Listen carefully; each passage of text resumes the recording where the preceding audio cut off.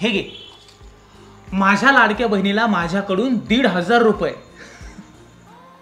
दादा, मी तुझी लाडकी बहीण आहे ना? अर्थातच. मग मला सक्षम होण्यासाठी तुझ्या कुबड्या का? मी माझ्या बळावर सक्षम होऊ शकते ना? हो.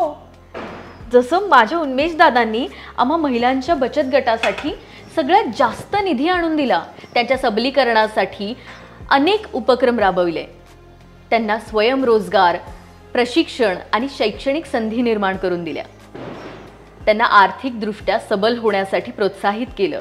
अगं इतकंच काय, आपल्या इथलं पहिलं महिलांसाठीचं ढोल पथक सुद्धा दादांच्याच प्रयत्नांमुळे सुरू झालं ना.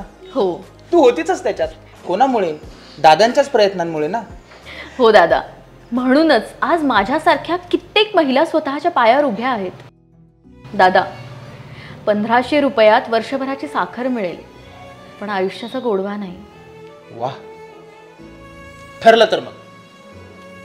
आमचं मत उन्मेष दादांना, आमचं मत मशालीला.